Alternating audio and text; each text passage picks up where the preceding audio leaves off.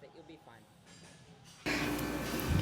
Okay, I haven't done a actual commentary video in a while, and so we'll just see how this goes. So here we're going to see a top set from this week. Oh man, that was my phone. And the first and last rep of this was, you know, really, like the depth was so on the. Damn, I gotta turn that off. Okay.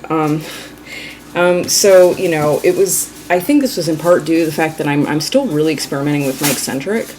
And when I cut the eccentric faster, I also sometimes cut the reps higher. So, you know, and I think I was really nervous about having a heavy squat session this particular week after having done so badly with it the week before. I hit the J hook there, that's why my walkout is the worst thing you've ever seen. But I recovered and I did my double, and it was fine. So this is all with 188, and doing 188 for 5 for that top set was a PR. Rep PR for me. So overall this was a good session, and I kind of got more back in my groove with heavy squatting.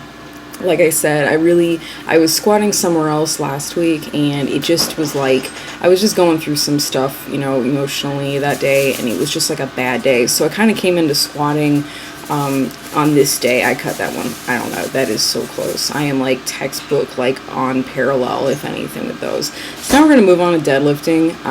This is my top set. No, that's, sorry, final warm-up, 275 for this day. So this is my top set, 285 for 4. And so today, on this bigger day, I kind of was really locking out a little bit weirdly, like my knees were not locking. That one's better, but that first lockout for the first rep is kind of crappy. And, you know, I don't always do that.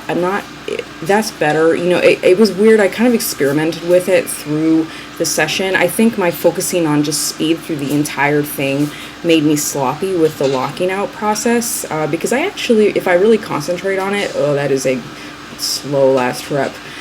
If I really concentrate on it, I can really lock out pretty cleanly. I mean, I usually do, but if I'm slipping up, you know, like I kind of was, like I said at the beginning of the session, I really focused on it after watching video, and I was able to clean it up pretty well with the subsequent sets. Like, you know, this is fine. So I did 285 for a set of 4, and then I did another 2 sets, 285 for 3.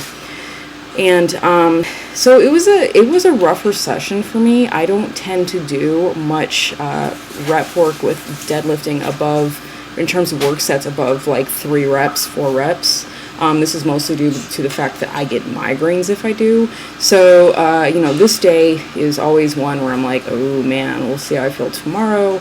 It was pretty good, though. I'm honestly pretty happy with the session. And so I did it the day before my volume squat day, instead of having a rest day after my deadlift day like I usually do. So we're going to watch that, just a set from that volume squat day the next day. My back was like so sore. I mean, not in a bad way, it's just the whole up and down, you know, I really used it the day before.